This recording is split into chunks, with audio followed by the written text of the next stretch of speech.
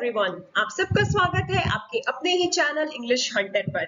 और आज का वीडियो है हिंदी से लेकर इंग्लिश तक की ट्रांसलेशन का, जिसमें आपके बहुत सारे कॉन्सेप्ट होंगे क्लियर। ठीक है, हम सेंटेंस के जरिए क्यों इंग्लिश की प्रैक्टिस कर रहे हैं? क्योंकि ये जो सेंटेंस है ये हम रोज अपनी डेली लाइफ में बोलते हैं कभी ना कभी, लेकिन सोचते हैं कि इसे इंग्लिश में कैसे बोला जाए। ठीक है, तो आज हम इन सेंटेंस के जरिए इंग्लिश बोलने की प्रैक्टिस करेंगे। ठीक है, तो चलिए बिना किसी देरी के वीडियो को शुरू करते हैं। तो सबसे पहले आप अपने सामने एक सेंटेंस देख सकते हैं, कड़ी मेहनत करते रहो और सब कुछ हासिल हो जाएगा।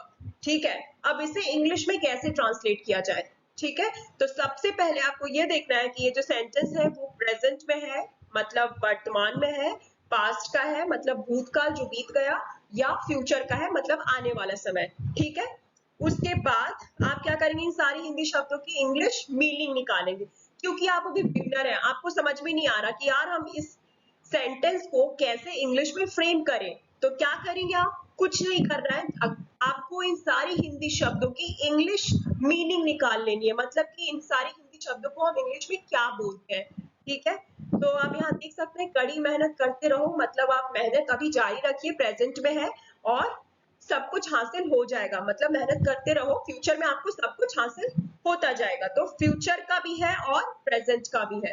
तो अब हम क्या करेंगे, इन सारी हिंदी शब्दों की इंग्लिश मीनिंग लिखेंगे। तो चलिए शुरू करते हैं। कड़ी मेहनत, कड़ी मेहनत मतलब वर्किंग हार्ड। ठीक है ना, हार्ड वर्क, मेहनत को क्या कहते हैं? वर्क। ठीक है ना, कड़ी मेहनत करते रहो मतलब अपना काम जारी रखो, प्रेजेंट कंटिन्यूअस में है ना, काम जारी रखने को बोल रहा है, इसीलिए हमने वर्क के साथ आईएनजी का यूज किया। ठीक है, याद रखिए अगर किसी सेंटेंस में काम जारी है, काम हो रहा है, ठीक है ना, तो हम वहां पर आईएनजी का इस्तेमाल करते हैं। तो मेहनत, वर्किंग, ठीक है ना, कड़ी हार्ड, ठीक है ना, मेहनत, कड़ी मेहनत, वर्किंग हार्ड, करते रहो मतलब करते रहो, कीप, कीप है ना, कंटिन्यू, और एंड सब कुछ, सब कुछ की इंग्लिश क्या होती है? एवरीथिंग, हासिल, अचीव्ड, ठीक है ना, अचीव्ड, हो जाएगा, फ्यूचर में है ना इसीलिए विल का यूज हुआ, विल बी, हो जाएगा, विल बी, ठीक है, हो जाएगा, विल बी। अब हमने क्या किया, इन सारी हिंदी शब्दों की हमने इंग्लिश मीनिंग निकाल ली। अब हम इससे एक मीनिंगफुल सेंटेंस बनाएंगे। तो उसके लिए क्या देखना है आपको, इस सेंटेंस में काम कौन कर रहा है या किसके बारे में बात हो रही है। ठीक है ना, सब्जेक्ट ढूंढेंगे ना सबसे पहले, लेकिन आप यहाँ देख सकते हैं कि इस पूरे सेंटेंस में कोई सब्जेक्ट नहीं है, यहाँ पे सिर्फ एक एडवाइस दिया गया है कि आप कड़ी मेहनत करते रहिए और आपको सब कुछ हासिल हो जाएगा। तो यहाँ पे कोई सब्जेक्ट नहीं है। ठीक है, तो क्या करना है, हम सीधा सीधा लिखेंगे, मेहनत करते रहो मतलब मेहनत करने का काम हो रहा है ना, तो कीप वर्किंग हार्ड, ठीक है ना, कीप वर्किंग हार्ड, और उसके बाद यहाँ से दूसरा पार्ट, और एंड सब कुछ, एवरीथिंग, ठीक है, सब कुछ, एवरीथिंग, सब कुछ हासिल हो जाएगा, सब कुछ हासिल हो जाएगा। ठीक है ना, तो मैंने आपसे हमेशा कहा है कि जो हेल्पिंग वर्ब है वो सबसे पहले आएंगे, तो विल बी जो है हेल्पिंग वर्ब है, इसीलिए पहले आया, और हासिल, अचीव्ड, ये बाद में आया। ठीक है, ऑब्जेक्ट। संभल कर चलो नहीं तो गिर जाओगे, ठीक है, संभल कर चलो नहीं तो गिर जाओगे मतलब कह रहा है कि संभल कर चलो, अभी संभल के चलो नहीं तो गिर जाओगे, मतलब फ्यूचर की बात है, अभी आप संभल के नहीं चलेंगे तो फ्यूचर में हो सकता है आगे चलकर आप गिर सकते हैं। तो क्या करेंगे, हम सबसे पहले इन सारी हिंदी शब्दों की इंग्लिश मीनिंग निकालेंगे। तो चलिए शुरू करते हैं। संभल कर, संभल कर की इंग्लिश क्या होती है? केयरफुली, ठीक है, चलो, वॉक, ठीक है, संभल कर चलो, वॉक केयरफुली, ठीक है, संभल कर चलो, वॉक केयरफुली।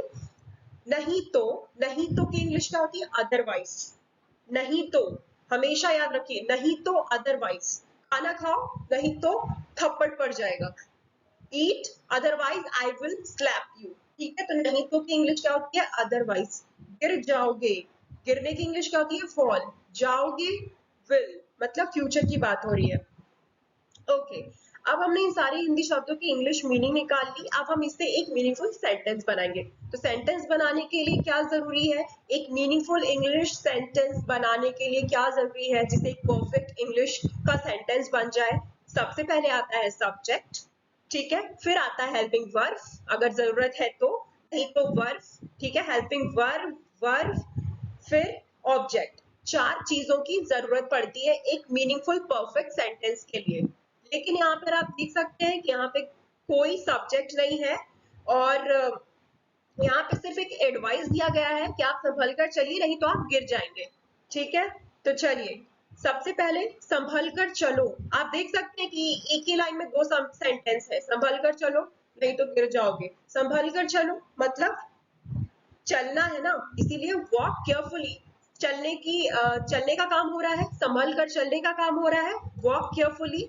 फिर नहीं तो यू विल फॉल। यू क्या है? सब्जेक्ट। You will fall. अब यहाँ पे यू क्यों आया? क्योंकि आप किसी से तो बोल रहे होंगे ना। अगर आप ऐसे लिखेंगे अदरवाइज विल फॉल, तो क्या कोई सेंटेंस बना? कोई सेंस बना नहीं। लेकिन हमें एक मीनिंगफुल सेंटेंस बनाना है, ठीक है। तो इसीलिए हमने यहाँ पे यू का यूज किया, बिकॉज हम ये बात किसी से बोल रहे हैं। You, okay. मैं तो तुम्हारे पास ही आ रहा था। मैं तो तुम्हारे पास ही आ रहा था। अब आप ये जब सेंटेंस पढ़ते हैं तो आपको क्या लग रहा है कि मतलब पास्ट की बात हो रही है, क्योंकि वो कह रहा है कि मैं तो तुम्हारे पास ही आ रहा था। ठीक है, तो पास्ट का है मतलब भूतकाल का है। चलिए अब हम इन सारी हिंदी शब्दों की इंग्लिश मीनिंग निकालेंगे। मैं, आई, ठीक है। तुम्हारे पास, तुम्हारे पास, जब हम किसी के पास जाते हैं ना तो टू यू का इस्तेमाल करते हैं, विथ यू का नहीं। मैं तुम्हारे पास आ रहा था तो आई एम कमिंग विथ यू नहीं होगा। उसके बाद उसका मीनिंग ये होता है कि मैं तुम्हारे साथ आ रहा था, मतलब मैं तुम्हारे साथ आ रहा था। ठीक है, लेकिन जब भी आप ऐसे बोलेंगे ना कि मैं तुम्हारे पास आ रही हूँ, तो आप हमेशा याद रखिए ऐसे बोलेंगे, I am coming to you. I am coming to you, ठीक है। आई एम नॉट, ऐसे नहीं बोलना है I am coming with you, मतलब मैं तुम्हारे साथ चल रही हूँ। लेकिन तुम्हारे पास आने की इंग्लिश हमेशा टू होती है। I am coming to you.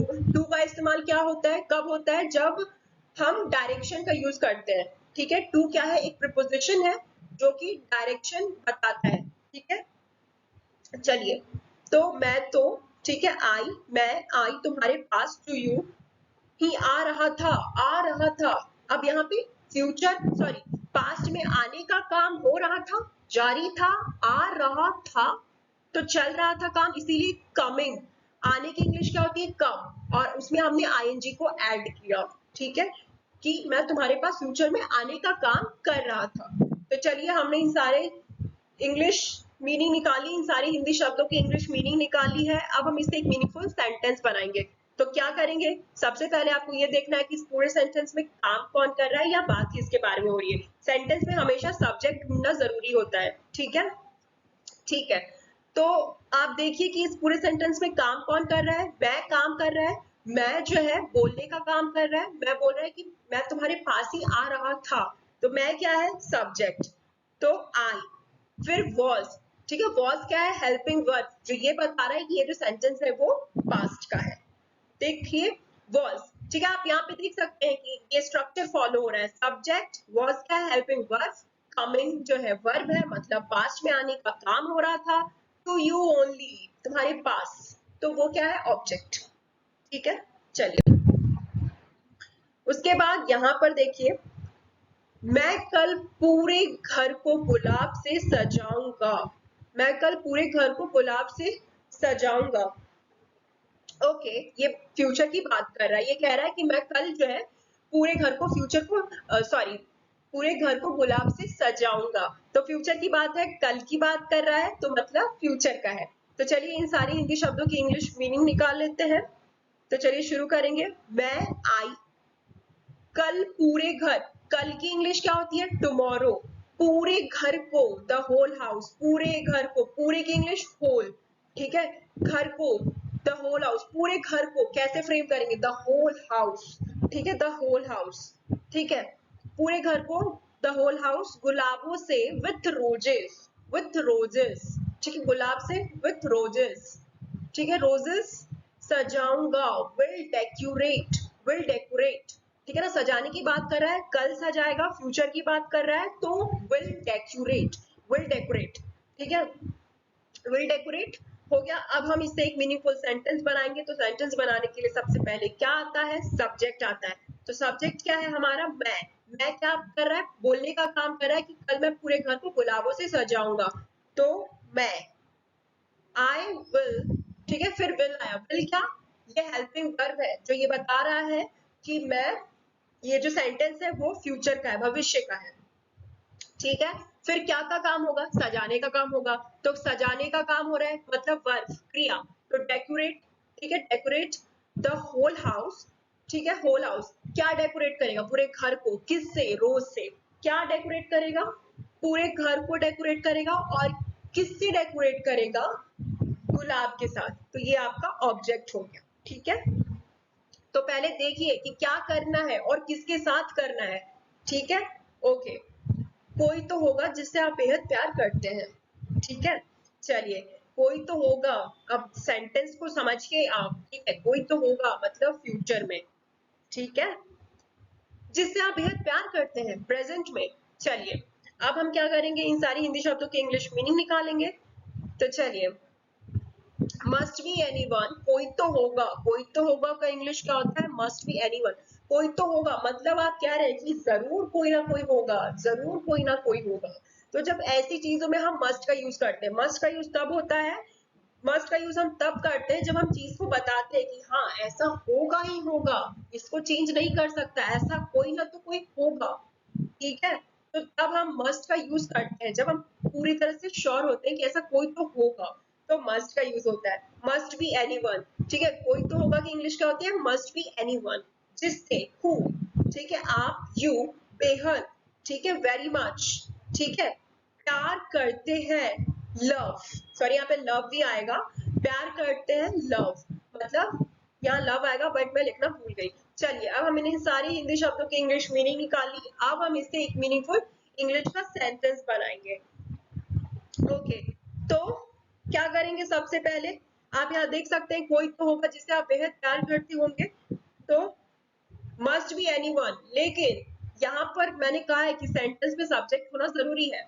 अगर हम यहाँ पे मस्ट बी एनीवन लिखते हैं, मस्ट बी एनीवन और मस्ट बी समवन दोनों एक ही चीज है, ठीक है, मस्ट बी एनीवन और मस्ट बी समवन, कंफ्यूज होने की जरूरत नहीं है, दोनों का मीनिंग एक ही होता है, ठीक है। Must be someone whom you love very much, अगर ऐसा हम सेंटेंस बना दे तो क्या ये कोई सेंस बनेगा, नहीं, इसीलिए हमने यहाँ पे देयर का इस्तेमाल किया, ठीक है। देयर का इस्तेमाल तब होता है, देयर जो है एक डमी सब्जेक्ट है, और ये तब होता है इस्तेमाल जब सेंटेंस में कोई रियल सब्जेक्ट ना हो, तब जरूरत पड़ने पर हम दो सब्जेक्ट का इस्तेमाल करते हैं जो डमी सब्जेक्ट है, या तो इट का इस्तेमाल होता है या देयर का इस्तेमाल होता है, ठीक है। तो इस सिचुएशन के अकॉर्डिंग हम फिट करते हैं, तो इसीलिए देयर मस्ट बी समवन मतलब कोई तो होगा, ठीक है, जिससे, हूँ, जिससे की इंग्लिश क्या होती है, हूँ, आप बेहद, आप, यू, बेहद प्यार करते हैं, love very much, love very much, ठीक है ना। वह कल से 2 दिन की छुट्टी पर रहेंगे, वो कल से 2 दिन की छुट्टी पर रहेंगे, मतलब फ्यूचर की बात है, कल की बात है। तो चलिए इनकी इंग्लिश मीनिंग निकालेंगे। वह, शी, लड़की के लिए वह क्या होता है, ही, कल से, फ्रॉम टुमारो, 2 दिन की, फॉर 2 days, ठीक है, जब भी शॉर्ट पीरियड होता है ना तो हम फॉर का इस्तेमाल करते हैं, जो मतलब जल्दी खत्म हो जाए, ठीक है। तो 2 दिन की छुट्टी, ठीक है, कल से, फ्रॉम टुमारो, 2 दिन की छुट्टी, फॉर 2 days पर रहेंगे, will be on, will be on, ठीक है ना, छुट्टी पर रहेंगे, विल बी ऑन। अब हमने इन सारी हिंदी शब्दों की इंग्लिश मीनिंग निकाल ली, अब हम इसे एक मीनिंगफुल सेंटेंस बनाएंगे। तो चलिए शुरू करेंगे। यहाँ पर आप देखिए कि किसके बारे में बात हो रही है या कौन काम कर रहा है पूरे सेंटेंस में। पहले आपको ये देखना है कि पूरे सेंटेंस में काम कौन कर रहा है, अगर वो ना मिले तो पूरे सेंटेंस में बात किसके बारे में हो रही है। तो पूरे सेंटेंस में शी के बारे में बात हो रही है, ठीक है, लड़के के लिए ही का इस्तेमाल होता है, ठीक है, तो लड़की के लिए शी, लड़के के लिए ही। चलिए, ओके, तो देखिए यहाँ पर ही के, सॉरी, लड़के के लिए बात हो रही है, वह के बारे में बात हो रही है, तो इसीलिए ही का यहाँ पे इस्तेमाल हुआ। ही क्या है, सब्जेक्ट। विल बी क्या है, हेल्पिंग वर्ब।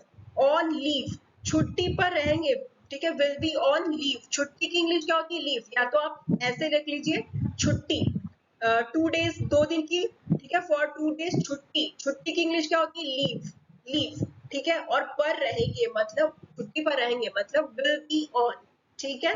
तो he will be on, he will be, he, ठीक है, सब्जेक्ट, will be जो है आपका हेल्पिंग वर्ब है और छुट्टी पे रहने का काम हो रहा है, मतलब छुट्टी पे रहने का काम हो रहा है, तो छुट्टी पे रहने का काम हो रहा है तो लीव क्या है आपका वर्ब है, छुट्टी पे रहने का काम हो रहा है। फॉर 2 days फ्रॉम टुमारो, कल से वो 2 दिन की छुट्टी पर रहेंगे, ठीक है, कब से, कल से, ठीक है, ओके।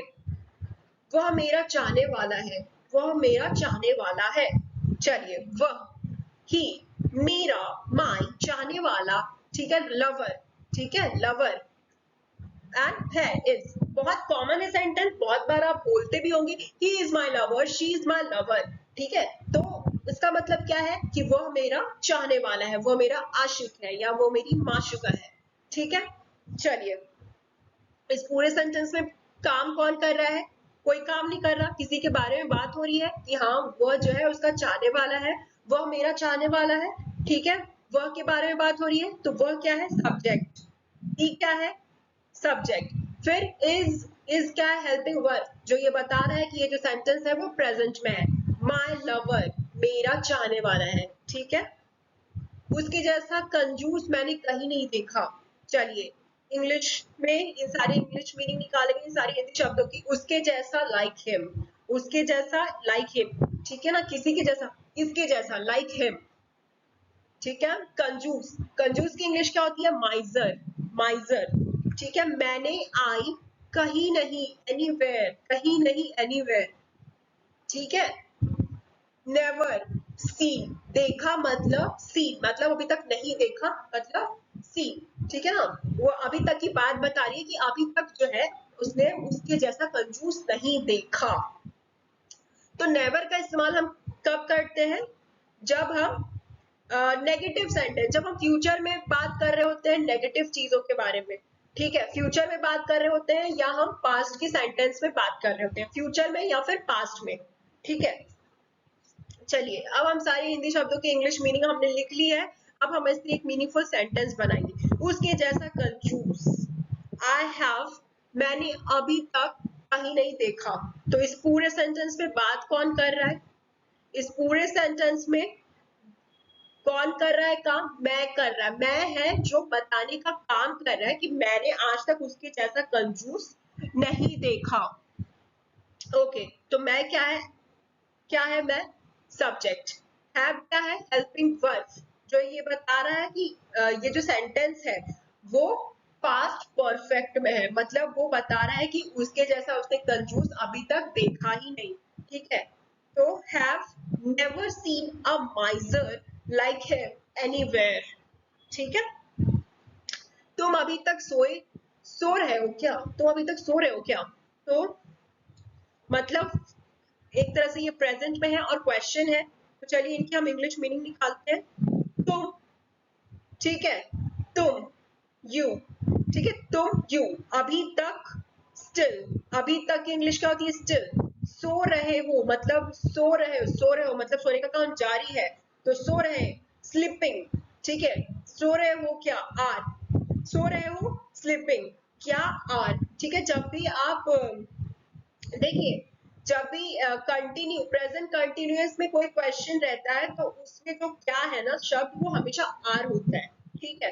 तो इसमें ये पूछा गया है तुम अभी तक सो रहे हो क्या, तो चलिए आर क्या है, क्वेश्चन, और मैंने आपसे हमेशा कहा है कि जब भी सेंटेंस में क्वेश्चन पूछा जाए तो क्वेश्चन वाला पार्ट सबसे पहले आता है, तो आर क्या है आपका, सब क्वेश्चन, ठीक है ना, आर, फिर यू, सब्जेक्ट, स्टिल स्लीपिंग, अभी तक सो रहे हो क्या, ठीक है। तो ये था आज का लेसन, अगर आपको वीडियो थोड़ा भी यूजफुल लगा है, थोड़ा भी समझ में आया है, तो प्लीज लाइक कीजिए, कमेंट कीजिए और चैनल को सब्सक्राइब करना ना भूलें। Thank you so much.